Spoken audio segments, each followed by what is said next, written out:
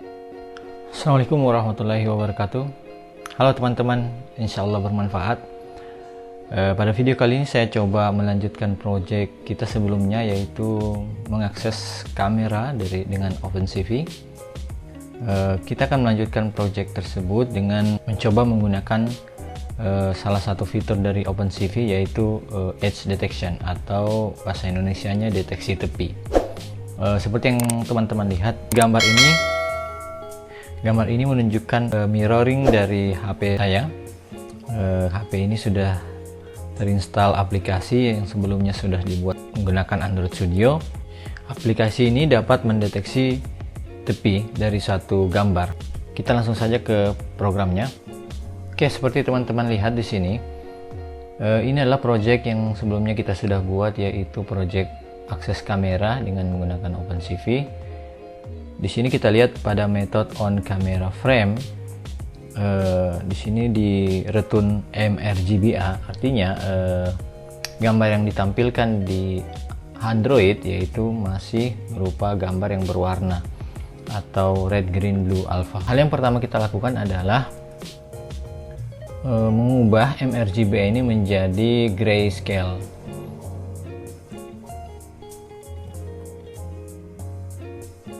Dengan menggunakan metode kelas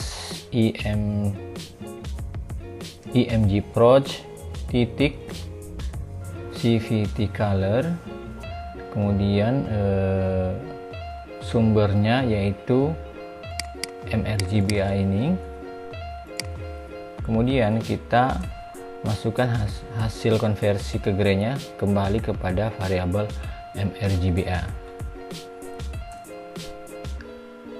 Konversinya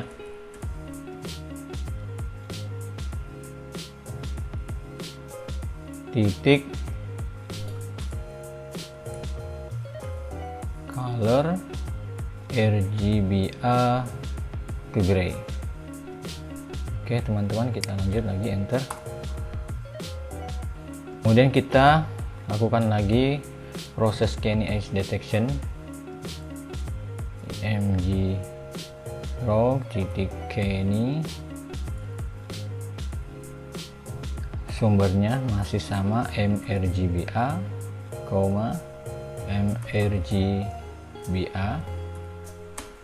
thresholdnya kita gunakan 80 threshold pertama, dan threshold kedua itu 160. Ya, mungkin teman-teman bisa mencoba threshold yang lain untuk melihat perubahan hasilnya. Oke, saya kira ini ya. Jadi nanti hasil Kenny edge detection-nya akan masuk kembali ke mRGBA di return. Jadi cuma seperti ini. Coba kita lihat hasilnya. Oh ya, di sini saya coba menggunakan kamera depan dari HP saya karena kamera utama saya itu ada trouble. Jadi di sini kita kembali ke atas, ada di sini ya, OpenCV.